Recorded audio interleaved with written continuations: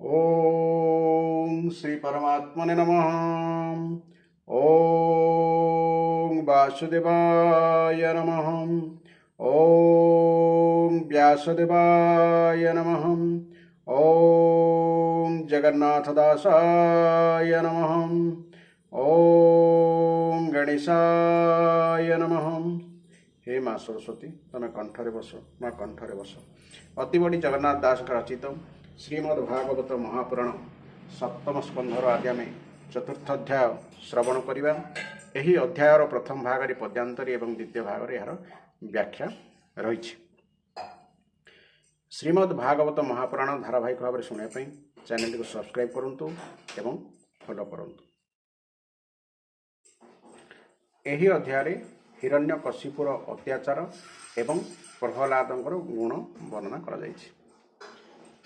तेरे आसतु आरंभ करवा। सप्तम स्कंध चतुर्थ अध्याय। असुर ब्रह्मा बर पाई विष्णु को संगे बैरी होई जिणिपी लीला दिगपाल चरित चतुर्थ अध्याय। नारद उवाच सुणरा जन स्थिर चिते कहिबु जाहा तो अग्रते हिरण्य तपे तोष होई ब्रह्मा बोलंती ताकु चाहि। ब्रह्मा उवाच सुण हे असुर पुंगव तोहर तप ए दुर्लभ जेते गिलु बर मते प्राणी की दुर्लभ जगते तोहर तपे तोष होई देवी अन्यथा एथे नाही हेउ तो मन बांछा सिद्धि एमंत कही वेदनिधि तक्षणे हेले अंतर्ध्यान गले से आपणा भुवन एमंते ब्रह्मा बर पाई सुवर्णमय तनु बही विष्णु भी सहे क्रोध करी अनुज मरण सुमहरी बड़े जी नीला दश दिश तीनि भुवन कला बस देव सुर नृप सर्व उरग गरुड़ गंधर्व सिद्धचारण विद्याधर ऋषिपी तर मनोबर पिशाच यक्ष रक्षगण भूतपे ताल रुद्रगण सकल प्राणी दर्पहरी विश्व संसार बस करी दिगपालंक घरुआणी अमूल्य धन रत्नमणि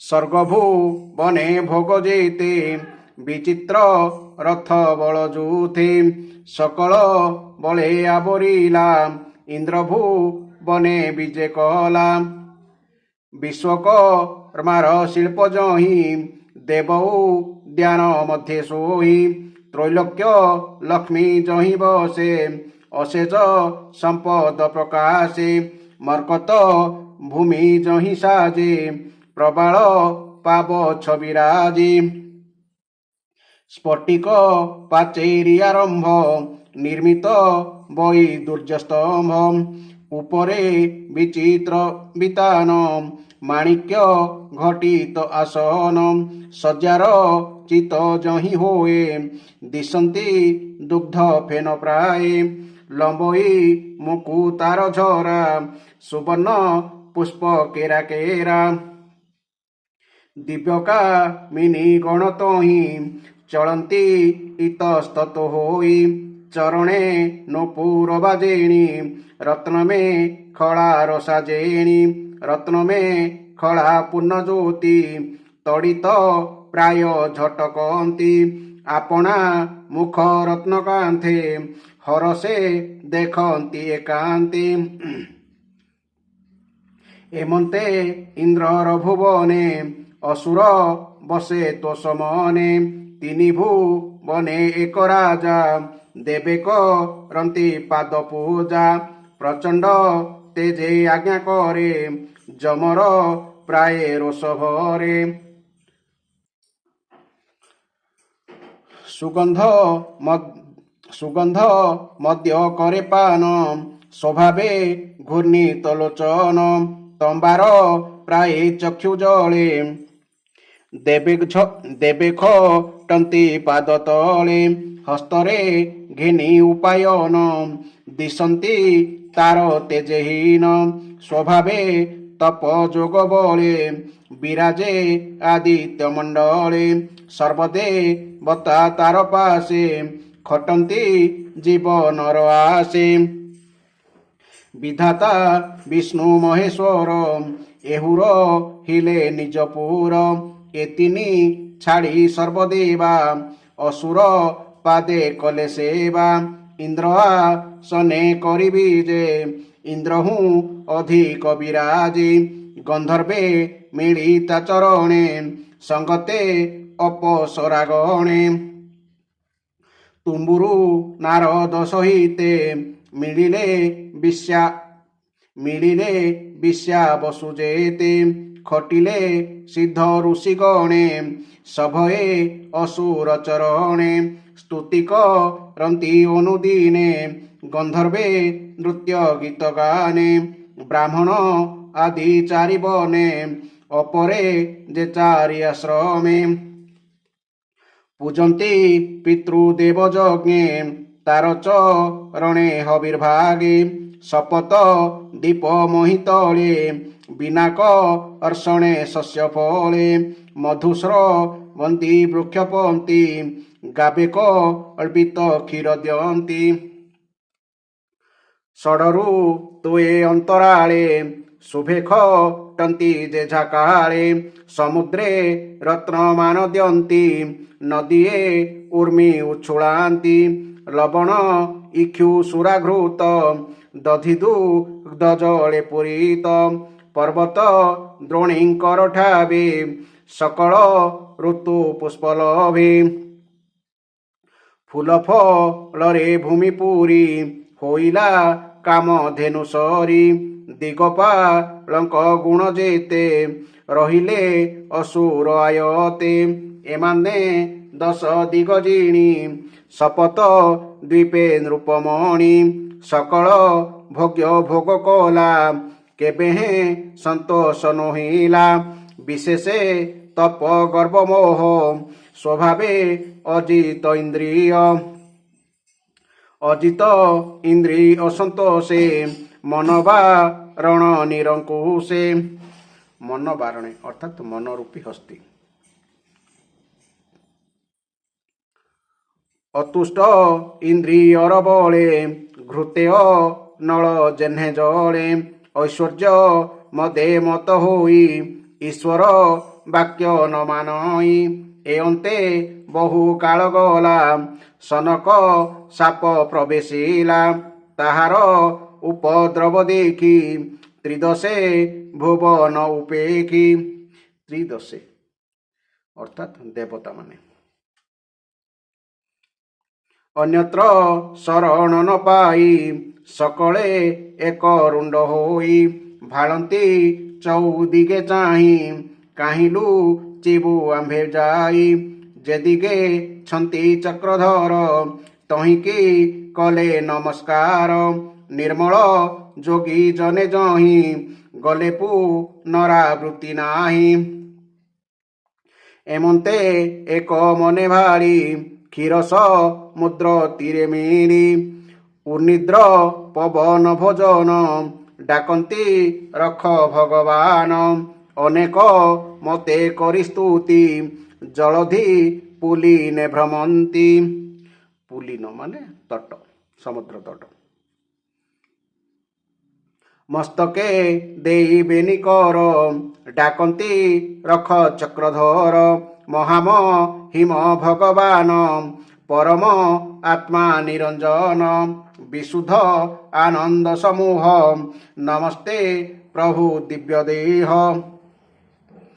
ଏମନ୍ତ ଦେବ ସ୍ତୁତି ଶୁଣି ଶୁଭିଲା ଅନ୍ତରିକ୍ଷ ବାଣୀ ମେଘ ଗମ୍ଭୀର ପ୍ରାୟ ସ୍ଫୁରେ ସାଧୁଜନଙ୍କ ଦୁଃଖ ହରେ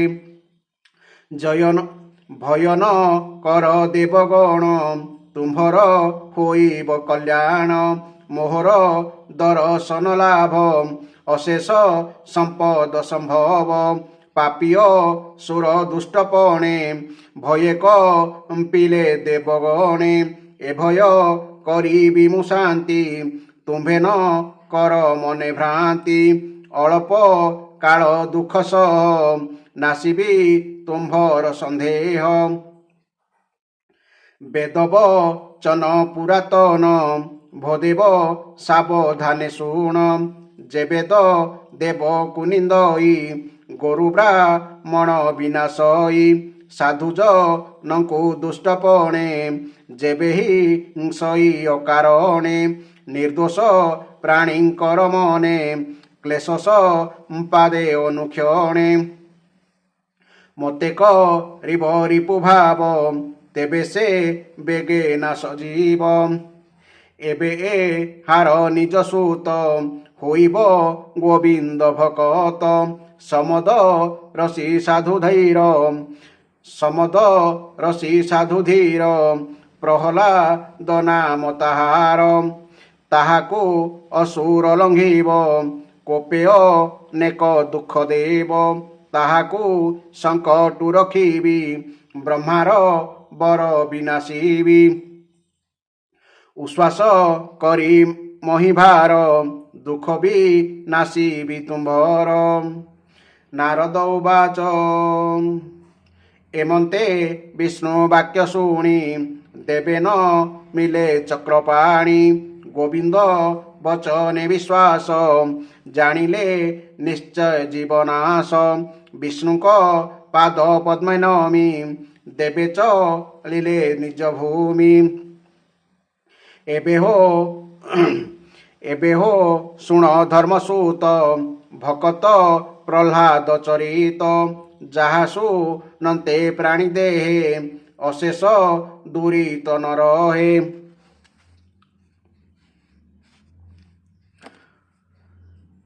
ହିରଣ୍ୟ କଶିପୁରପୁରେ ତାହାର ପତ୍ନୀର ଉଦରେ ଜନ୍ମଲ ବିଲେ ଚାରି ସୂତ ତେଜେ ବି ରାଜେ କିଆଦିତ ସେ ପ୍ରହ୍ଲାଦ ତାର ମଧ୍ୟେ କୃଷ୍ଣଙ୍କୁ ଭଜଇ ଅଭେଦେ ଗୁଣେ କି ଦେବା ପଟାନ୍ତର କୃଷ୍ଣ ଭକତ ମଧ୍ୟବର ସତ୍ୟ ସମ୍ପନ୍ନଶୀଳ ଗୁଣେ ସେବଇ ବିପ୍ରଙ୍କ ଚରଣେ ସର୍ବଭୂତେଷୁ ହୃଦ ପ୍ରିୟ ସ୍ୱଭାବେ ବିଜିତ ଇନ୍ଦ୍ରିୟ ସନ୍ଥ ଚରଣେ ଦାସ ପ୍ରାୟେ ଦୁଃଖୀଙ୍କି ସେବେ ପିତୃସ୍ନେହେ ସମାନେ ଭଜେ ଭାତୃଭାବେ ଗୁରୁଙ୍କୁ ଈଶ୍ୱର ସ୍ୱଭାବେ ସମାନେ ମାନେ ସମବୟସ୍କ ମାନଙ୍କୁ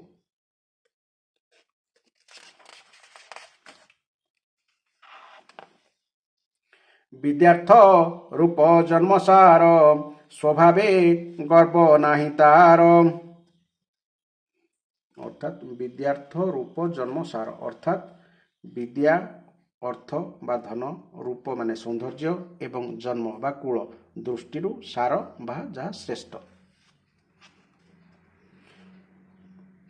দুঃখে দুঃখিত চিত্ত নোহে জ্ঞান গোচরে সর্বসহে বিপদে ধীর ভাব বহি সমস্ত নশ্বর ভাবই ইন্দ্রিয় বুদ্ধি জয় করি শান্ত ভাবরে দেহ ধরি নিশ্চল দৃষ্ট শ্রুত গুণে নিশ্চল দৃষ্ট শ্রুত গুণে বস্তু বস্তু পরিমাণে নিশ্চল দুষ্ট ଶ୍ରୁତଗଣେ ବସ୍ତୁ ଅବସ୍ତୁ ପରିମାଣରେ ଅର୍ଥାତ୍ ଦେଖିଥିବା ଓ ଶୁଣିଥିବା ନାନା ବିଷୟ ପଦାର୍ଥକୁ ଅନ୍ତଃସାର ଶୂନ୍ୟ ମନେ କରୁଥିଲେ କିଏ ପ୍ରହ୍ଲାଦ ଦୁଃଖୀ ବାଳକ ପ୍ରାୟ ରହେ ସ୍ୱଭାବେ ତପ କ୍ଲେଶ ସହେ ପ୍ରଶାନ୍ତ ଚିତ୍ତ ନିତ୍ୟ ବହେ ମଦମ ଛର ନାହିଁ ଦେହେ ଅସୁର ହେଲେ ହେଁ ପ୍ରତ୍ୟକ୍ଷେ ଅସୁର ଭାବକୁ ନ ରଖେ ତାହାର ମହାଗୁଣମାନ ମୁନିକ ହନ୍ତି ପୁଣ ପୁଣ ଏବେ ହେଁ ଅଲକ୍ଷିତ ନୋହେ ତା ନିଷ୍ଠା ଗୋବିନ୍ଦ ବିଷୟେ ସୁରସ ଭାରେ ଯାର କଥା ନିତ୍ୟ ଗାବନ୍ତି ସାଧୁ ଗାଥା ଶତ୍ରୁଙ୍କୁ ମିତ୍ର ପ୍ରାୟ ଦିଶେ ଯାର ମହିମା ବିଷ୍ଣୁ ଅଂଶେ ତାହାଙ୍କୁ ସାଧୁ ସଭା ମଧ୍ୟେ ପ୍ରଶଂସା କରନ୍ତି ଆନନ୍ଦେ ଯାର ମହିମା ମୁନି ଗଣେ ଗୁଣନ୍ତି ଅସଂଖ୍ୟ ପ୍ରମାଣେ ସ୍ୱଭାବେ ତାର ଶୁଦ୍ଧମତି ହରିଚରଣେ ନିତ୍ୟରତି ବାଳକ ମେଳେ କ୍ରୀଡ଼ା କରେ କ୍ରୀଡ଼ାକ ଦୁଃଖ ନ ସୁମରେ ଜଡ଼ର ପ୍ରାୟ ହୋଇ ଖେଳେ ଚିତ୍ତ ଗୋବିନ୍ଦ ପାଦ ତଳେ ନଥାଇ ଜ୍ଞାନ ନିଜ ଦେହେ ଗୃହୀତ କୃଷ୍ଣ ଗ୍ରହ ପ୍ରାୟ ଗୃହୀତ କୃଷ୍ଣ ଗ୍ରହ ପ୍ରାୟ ଅର୍ଥାତ୍ କୃଷ୍ଣ ରୂପୀ ଭୂତ ଲାଗିଲା ପରି ମନତା ଗୋବିନ୍ଦ ଚରଣେ ସଂସାର କଥା ସେ ନ ଜାଣେ ଆସନ ଶୟନ ଭୋଜନେ ଭ୍ରମଣେ ବାକ୍ୟ ଆଳାପନେ ଗୋବିନ୍ଦ ପାଦେ ଚିତ୍ତ ଦେଇ ବିଷୟ ରସେ ମନ ନାହିଁ କୃଷ୍ଣ ଚରଣ ଚିନ୍ତା ବଳେ କିଏ ବା ବୋଲେ କିବା କରେ ଉଚ୍ଚେ ଉତ୍କଟ ନାଦ କରେ ନିର୍ଲଜ ପ୍ରାୟ ନୃତ୍ୟ କରେ କାନ୍ଦେହ ସଇ ଉଚ୍ଚନାଦେ କୃଷ୍ଣ ଗାୟନେ ସେ ଆନନ୍ଦେ ନିର୍ମଳ ଭକ୍ତି ଭାବ ଭରେ କୃଷ୍ଣର ଚେଷ୍ଟା ନିତ୍ୟ କରେ କୃଷ୍ଣ ଚରଣେ ଭାବେ ମଜି ପୁଲକ করে রোমরাজি আনন্দে অশ্রু জলস্ফুরে নিরতে বহে চক্ষু দ্বারে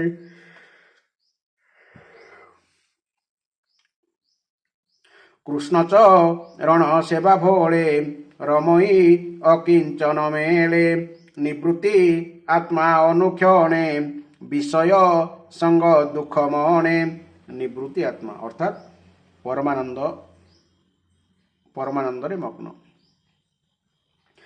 এমন্তে পুত্রর বিষয়ে হিরণ্য কশিপু ন সহে যাতনা করে অতিরেকে কে সহি পারে নরলোকে যুধিষ্ঠির উবাচ হে দেব ঋষি সত্যব্রত তুম্ভে তো কহিল ধূত নিজ পুত্রକୁ পিতা কেবে দণ্ডই অতি রিপু ভাবে সে শুদ্ধ চেতা প্রহ্লাদে কিম্পা চরিলা প্রমাদে কুপুত্র পণ সে করନ୍ତି কুপুত্র পণ যে করନ୍ତି পিতাକୁ রিপু প্রায় চিন্তি পুত্রକୁ সଳେ শিক্ষা অর্থে পিতা চিন্তই দিবারাত্রে নিজ পুত্রକୁ পিতা কেবে ন দণ্ডে অপর স্বভাবে সে পুত্র পিতা অনুচর স্বভাবে শুদ্ধ সাধু ধীর এহাକୁ কিম্পা দুঃখ দেলা মতে তো সন্দেহ লাগিলা যে পিতা পুত্রে দিয়ে দুঃখ সে কথা মরণ অধিক এণু দুঃখিত মর মন কহ হে ব্রহ্মাঙ্ক নন্দন এমন্তে ধর্ম সুতবাণী নারদ সভা মধ্যে শুনি কৃষ্ণ চরণে দেইচিত স্ফুরিলা কৃষ্ণর চরিত সে ব্রহ্ম মুনির চরণে সুজনে নাম অনুক্ষণে তুম্ভর হিতে ভাগবত ভাষা প্রবন্ধে কলিগীত সপ্তম স্কন্ধে ଏହି তত্ত্ব কহিলা দাস জগন্নাথ ইতি শ্রীমদ্ভাগবতে মহাপুরাণে পরমহংসা সহিতায়াং সপ্তম স্কন্ধে প্রহ্লাদ চরিতে চতুর্থোধ্যায়।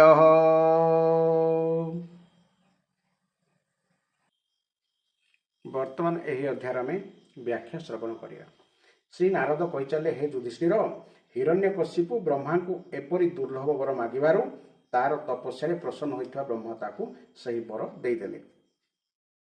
ବ୍ରହ୍ମା କହିଲେ, ବାପା, ତୁମେ ମୋତେ ଯେଉଁ ବର ମାଗିଲ ତାହା ଜୀବମାନଙ୍କ ନିମନ୍ତେ ଅତ୍ୟନ୍ତ ଦୁର୍ଲଭ, ତଥାପି ମୁଁ ତୁମକୁ ତୁମେ ମାଗିଥିବା ସବୁ ବର ପ୍ରଦାନ କଲି।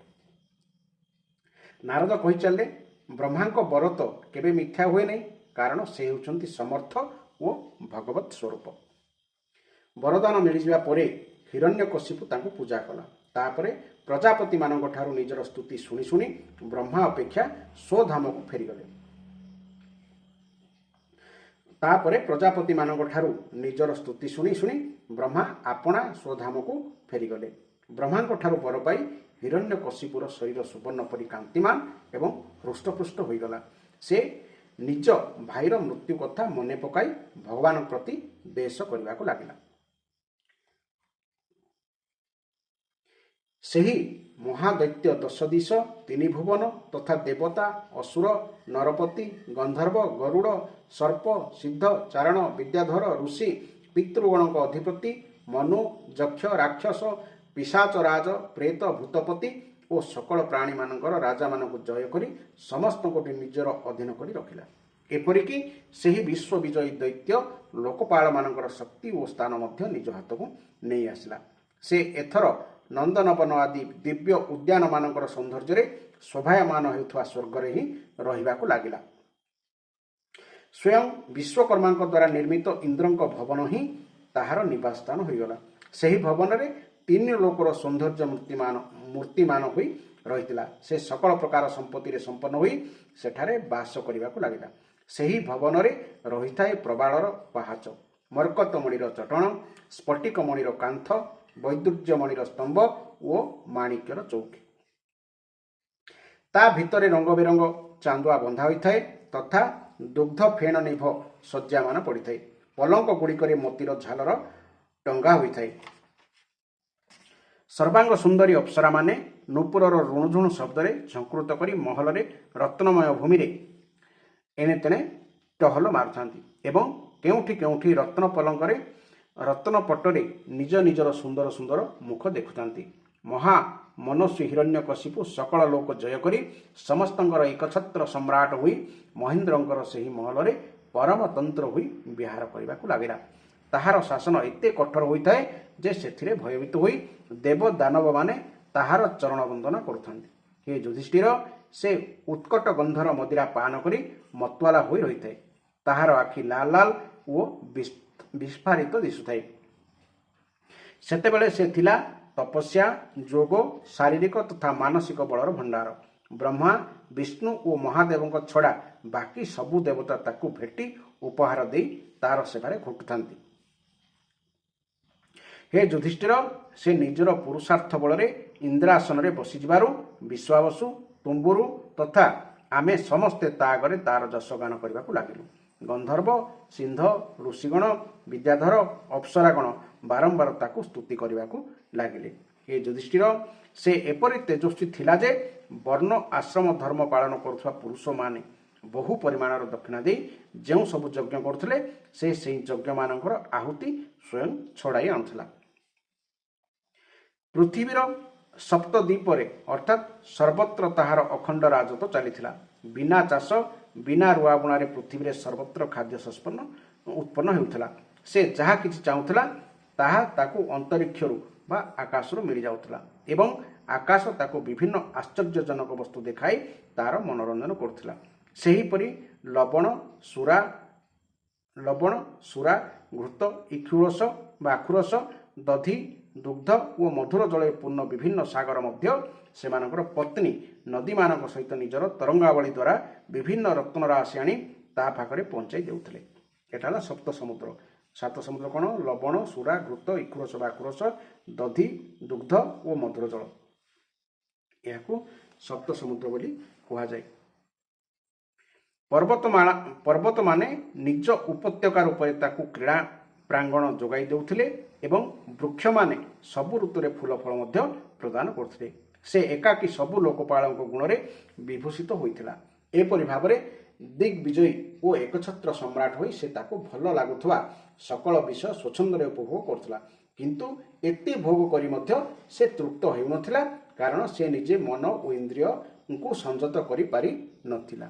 କିଏ? ହିରଣ୍ୟକଶିପୁ।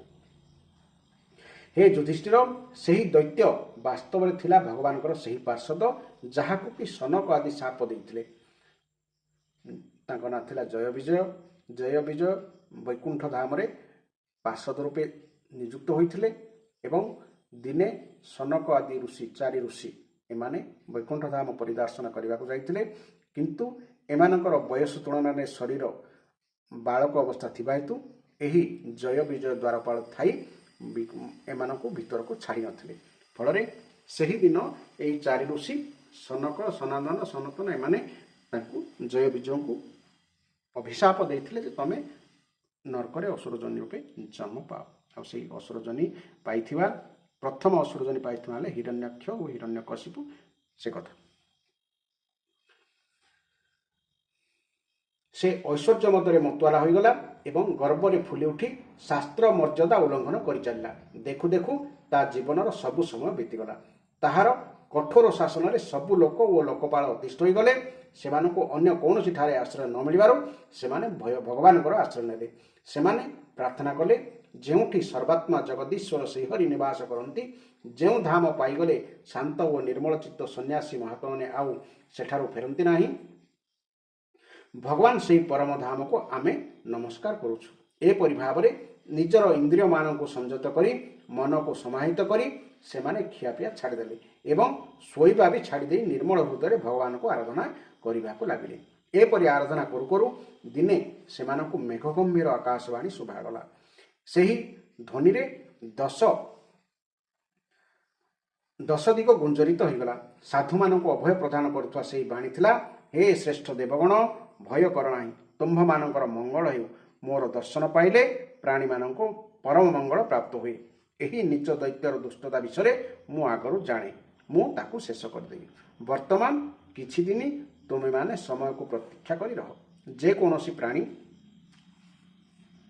ହେଉନା କାହିଁକି, ସେ ଯଦି ଦେବତା, ବେଦ, ଗୋଜାତି, ବ୍ରାହ୍ମଣ, ସାଧୁ, ଧର୍ମ ଓ ମୋ ପ୍ରତି ମାନେ ବିଷ୍ଣୁଙ୍କ ପ୍ରତି ଦ୍ୱେଷ କରେ ବା ଶତ୍ରୁତା କରେ, ତେବେ ତାର ଅତି ଶୀଘ୍ର ବିନାଶ ଘଟେ। ବର ପାଇ ଯେତେ ଶକ୍ତି ସମ୍ପନ୍ନ ହୋଇଥିଲେ ମଧ୍ୟ ଏହି ଦୈତ୍ୟ ଯେତେବେଳେ ତାର ବୈରହୀନ ଶାନ୍ତ ଓ ମହାତ୍ମା ପୁତ୍ର ପ୍ରହ୍ଲାଦ ପ୍ରତି ଦ୍ରୋହ କରିବ, ତାର ଅନିଷ୍ଟ କରିବାକୁ ବସିବ, ସେତେବେଳେ ମୁଁ ତାକୁ ନିଶ୍ଚୟ ବଧ କରିବି। ଶ୍ରୀ ନାରଦ କହିଚାଲେ, ସବୁରି ହୃଦୟରେ ଜ୍ଞାନ ସଞ୍ଚାର କରୁଥିବା ଭଗବାନ ଦେବତାମାନଙ୍କୁ ଏପରି ସାନ୍ତ୍ୱନା ଦେବାରୁ ସେମାନେ ଭଗବାନଙ୍କୁ ପ୍ରଣାମ କରି ଫେରିଗଲେ। ସେମାନଙ୍କର ସକଳ ଉଦ୍ବେଗ ଦୂର ହୋଇଗଲା। ସେମାନଙ୍କୁ ଲାଗିଲା ସତେ ଯେପରି ହିରଣ୍ୟକଶିପୁ ମରିଗଲା। ଏ ଯୁଧିଷ୍ଠିର, ଦୈତ୍ୟରାଜ ହିରଣ୍ୟକଶିପୁରୁ 4 ଜଣ ଅସାଧାରଣ ପୁତ୍ର ଥିଲେ। ତାଙ୍କର ନାଁ ଥିଲା କ'ଣ? ଲାଦ, ଅନୁଲାଦ, ସଂହ୍ଲାଦ ଓ ପ୍ରହ୍ଲାଦ। ସେମାନଙ୍କ ମଧ୍ୟରେ ପ୍ରହ୍ଲାଦ ସବୁଠାରୁ ସାନ ହେଲେ କ'ଣ ହେଲା, ସେ ଥିଲେ ସଦ୍ଗୁଣରେ ସମସ୍ତଙ୍କ ମଧ୍ୟରେ ଶ୍ରେଷ୍ଠ। ସେ ବଡ଼ ସନ୍ଥସେବୀ ଥିଲେ। ପ୍ରହ୍ଲାଦ ଥିଲେ ବ୍ରାହ୍ମଣ ଭକ୍ତ, ସୌମ୍ୟ ସ୍ୱଭାବ, ସତ୍ୟ ପ୍ରତିଜ୍ଞ ଓ ଜିତେନ୍ଦ୍ରିୟ। ସେ ସକଳ ପ୍ରାଣୀଙ୍କୁ ନିଜ ସମାନ ମଣୁଥିଲେ, ସମସ୍ତଙ୍କ ପ୍ରତି ସମଭାବ ରଖୁଥିଲେ। ସେ ଥିଲେ ସମସ୍ତଙ୍କର ପ୍ରିୟ ଓ ପ୍ରକୃତ ହିତୈଷୀ। ସେ ବଡ଼ମାନଙ୍କ ପାଖରେ ଚରଣ ସେବକ ପରି ନତମସ୍ତକ ହୋଇ ରହୁଥିଲେ। ଗରିବମାନଙ୍କୁ ପିତା ପରି ସ୍ନେହ କରୁଥିଲେ, ସମସ୍କନ୍ଧମାନଙ୍କୁ ଭାଇ ପରି ସ୍ନେହ କରୁଥିଲେ ଏବଂ ଗୁରୁଜନମାନଙ୍କ ପ୍ରତି ଭଗବତ ଭାବ ରଖୁଥିଲେ। ସେ ବିଦ୍ୟା, ଧନ, ସୌନ୍ଦର୍ଯ୍ୟ ଓ କୁଳୀନତାରେ ସମ୍ପନ୍ନ ହୋଇଥିଲେ ମଧ୍ୟ ତାଙ୍କୁ ଗର୍ବ ଓ ଦାମ୍ଭିକତା ସ୍ପର୍ଶ କରିନଥିଲା। ଯେତେ ବଡ଼ ଦୁଃଖ ଆସିଲେ ବି ସେ ଧୈର୍ଯ୍ୟଚ୍ୟୁତ ହୋଇଯାଉନଥିଲା। ଲୋକ ପରଲୋକ ବିଷୟରେ ବହୁତ ଶୁଣିଥିଲେ ମଧ୍ୟ ସେସବୁ ଅସାର ଓ ଅସତ୍ୟ ବୋଲି ବୁଝିପାରିଥିଲେ। ତେଣୁ ତାଙ୍କ ମନରେ କୌଣସି ବସ୍ତୁ ପ୍ରତି ଲାଳସ ନଥିଲା। ଇନ୍ଦ୍ରିୟ, ପ୍ରାଣ, ଶରୀର ଓ ମନକୁ ସେ ନିଜ ବଶରେ ରଖିଥିଲେ। ତାହାଙ୍କ ଚିତ୍ତରେ କେବେ ବି କୌଣସି କାମନା ଜାଗ୍ରତ ହେଉନଥିଲା। ସେ ଜନ୍ମତଃ ଅସୁର ହେଲେ ମଧ୍ୟ ତାଙ୍କଠାରେ ଲେଶମାତ୍ର ଆସୁରୀ ସମ୍ପତ୍ତି ନଥିଲା। ଭଗବାନଙ୍କର ଗୁଣ ଯେପରି ଅନନ୍ତ, ପ୍ରହ୍ଲାଦଙ୍କର ଗୁଣାବଳୀ ଥିଲା ସେହିପରି ଅସୀମ। ମହାତ୍ମାମାନେ ସର୍ବଦା ତାହାଙ୍କର ଗୁଣ ବର୍ଣ୍ଣନା କରନ୍ତି ଓ ସେସବୁକୁ ନିଜ ଜୀବନରେ ଧାରଣ କରନ୍ତି। ଆଜି ଏତେ କାଳ ପରେ ବି ସେସବୁ ଗୁଣ ଅକ୍ଷୟ ହୋଇ ରହିଛି। ଏ ଯୁଧିଷ୍ଠିର, ଦେବତାମାନେ ଅସୁରମାନଙ୍କର ଶତ୍ରୁ ସତ, ତଥାପି ଯେତେବେଳେ ଭକ୍ତମାନଙ୍କର ଚରିତ୍ର ଶୁଣିବା ଲାଗି ଦେବତାମାନଙ୍କର ସଭା ହୁଏ, ସେତେବେଳେ ସେମାନେ ଅନ୍ୟ ଭକ୍ତମାନଙ୍କୁ ପ୍ରହ୍ଲାଦ ସହିତ ସମାନ ବୋଲି କହି ତାହାକୁ ସମ୍ମାନ ପ୍ରଦାନ କରନ୍ତି। ତେଣୁ ଆପଣଙ୍କରି ଅଜାତ ଶତ୍ରୁ ଭଗବତ ଭକ୍ତ ଯେ ତାହାଙ୍କୁ ଆଦର କରିବେ, ସେଥିରେ କୌଣସି ସନ୍ଦେହ ନାହିଁ। ତାହାଙ୍କର ମହିମା ବର୍ଣ୍ଣନା କରିବାକୁ ହେଲେ ତାହାଙ୍କର ଅଗଣିତ ଗୁଣ ବିଷୟରେ କହିବା ଶୁଣିବାର ଆବଶ୍ୟକତା ନାହିଁ। ତାହାଙ୍କର କେବଳ ଗୋଟିଏ ମାତ୍ର ଗୁଣ ତାହାଙ୍କ ମହିମାକୁ ପ୍ରକଟିତ କରିବାକୁ ଯଥେଷ୍ଟ ଏବଂ ସେହି ଗୁଣଟି ହେଉଛି ଭଗବାନ ଶ୍ରୀକୃଷ୍ଣଙ୍କ ଚରଣରେ ତାହାଙ୍କର ସ୍ୱାଭାବିକ ଓ ଜନ୍ମଜାତ ପ୍ରୀତି। ଏ ଯୁଧିଷ୍ଠିର ପ୍ରହ୍ଲାଦ ପିଲାଟି ଦିନରୁ ହିଁ ଖେଳକୁଦ ଛାଡ଼ିଦେଇ ଭଗବାନଙ୍କ ଧ୍ୟାନରେ ତନ୍ମୟ ହୋଇଯାଉଥିଲେ। ଭଗବାନ ଶ୍ରୀକୃଷ୍ଣଙ୍କ ଅନୁଗ୍ରହ ରୂପୀ ଗ୍ରହ ତାହାଙ୍କର ହୃଦୟକୁ ଏପରି ଆକର୍ଷଣ କରିନେଉଥିଲା ଯେ ସେ ଜଗତକୁ ସମ୍ପୂର୍ଣ୍ଣ ଭୁଲି ଯାଇଥିଲେ।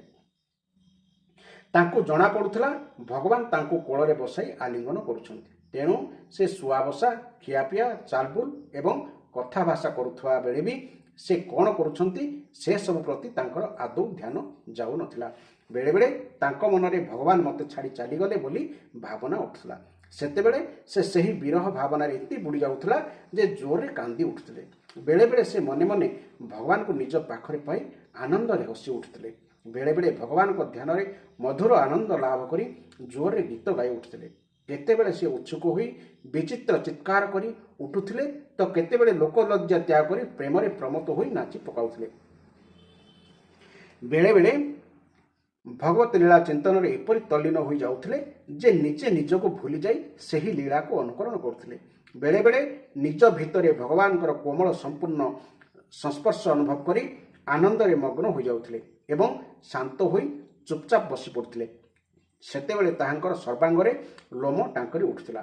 ତାହାଙ୍କର ଦରଖଲା କି ଅବିଚଳ ପ୍ରେମ ଓ ଆନନ୍ଦ ଅଶ୍ରୁରେ ଭରି ଯାଉଥିଲା। ଭଗବାନ ଶ୍ରୀକୃଷ୍ଣଙ୍କ ଚରଣ କମଳରେ ଏପରି ଯେଉଁ ଭକ୍ତି, ଏହା କେବଳ କିଞ୍ଚନ ଭଗବତ ପ୍ରେମୀ ଓ ମହାତ୍ମାମାନଙ୍କର ସଙ୍ଗରୁ ହିଁ ପ୍ରାପ୍ତ ହୁଏ। ଏହାଦ୍ୱାରା ସେ ସ୍ୱୟଂ ତ ପରମାନନ୍ଦରେ ମଗ୍ନ ରହୁଥିଲେ, ତା ସହିତ ଯେଉଁମାନଙ୍କ ମନ କୁସଙ୍ଗ ହେତୁ ଅତ୍ୟନ୍ତ ଦିନହୀନ ହୋଇଯାଇଥିଲା ସେମାନଙ୍କୁ ବି ସେ ବାରମ୍ବାର ଶାନ୍ତି ପ୍ରଦାନ କରୁଥିଲା। ହେ ଯୁଧିଷ୍ଠିର, ପ୍ରହ୍ଲାଦ ଥିଲେ ଭଗବାନଙ୍କର ପରମ ପ୍ରେମୀ ଭକ୍ତ, ପରମ ଭାଗ୍ୟବାନ ଓ ଉଚ୍ଚ କୋଟିର ମହାତ୍ମା। ହିରଣ୍ୟକଶିପୁ ଏପରି ସାଧୁ ପୁତ୍ରକୁ ବି ଅପରାଧୀ ବୋଲି କହି ତାହାଙ୍କର ଅନିଷ୍ଟ କରିବାକୁ ଚେଷ୍ଟା କଲା। ଯୁଧିଷ୍ଠିର ପଚାରିଲେ, ହେ ଦେବର୍ଷି, ଆପଣଙ୍କର ବ୍ରତ ଅଖଣ୍ଡ। ହିରଣ୍ୟକଶିପୁ ପିତା ହୋଇ ମଧ୍ୟ ଏପରି ଶୁଦ୍ଧ ହୃଦୟ ମହାତ୍ମା ପୁତ୍ର ପ୍ରତି ଦ୍ରୋହ କାହିଁକି କଲା, ମୁଁ ତାହା ଜାଣିବାକୁ ଚାହୁଁଛି। ପିତା ତ ସ୍ୱଭାବତଃ ନିଜ ପୁତ୍ରକୁ ସ୍ନେହ କରନ୍ତି। ଅବଶ୍ୟ ପୁତ୍ର କିଛି ବିପରୀତ କର୍ମ କଲେ ସେ ତାକୁ ଶିକ୍ଷା ଦେବା ନିମନ୍ତେ ଗାଳିମନ୍ଦ କରିଥାନ୍ତି, କିନ୍ତୁ ସେ ତ କେବେ ଶତ୍ରୁ ପରି ହୋଇ ପୁତ୍ରକୁ ବିରୋଧ କରନ୍ତି ନାହିଁ। ପୁଣି ପ୍ରହ୍ଲାଦଙ୍କ ପରି ଆଜ୍ଞାନୁବର୍ତ୍ତୀ, ଶୁଦ୍ଧ ହୃଦୟ ଓ ଗୁରୁଜନଙ୍କୁ ଭଗବାନ ବୋଲି ଭାବୁଥିବା ପୁତ୍ରକୁ କେଉଁ ପିତା ବା କିପରି ଦ୍ୱେଷ କରିପାରିବ? ହେ ପ୍ରଭୁ ନାରଦ, ଆପଣ ସବୁ କିଛି ଜାଣନ୍ତି। ପିତା ପୁଣି ଦ୍ୱେଷ କରି ପୁତ୍ରକୁ ମାରିଦେବାକୁ ଚାହିଁଲା। ଏକଥା ଶୁଣି ମୋ ମନରେ ବଡ଼ କୁତୂହଳ ଜାତ ହେଉଛି। ଆପଣ ଦୟାକରି ମୋ କୁତୂହଳ ଶାନ୍ତ କରନ୍ତୁ। ବର୍ତ୍ତମାନ ଏହି ଅଧ୍ୟାୟ ଏଇଠି ଶେଷ ହେଲା। ଆସନ୍ତା ଅଧ୍ୟାୟରେ ଜାଣିବା ଯେ ହିରଣ୍ୟକଶିପୁ କିପରି ପ୍ରହ୍ଲାଦକୁ ବଦ୍ଧ କରିବାକୁ ପ୍ରୟାସ କଲା। ଅତି ସୁନ୍ଦର ଅଧ୍ୟାୟ।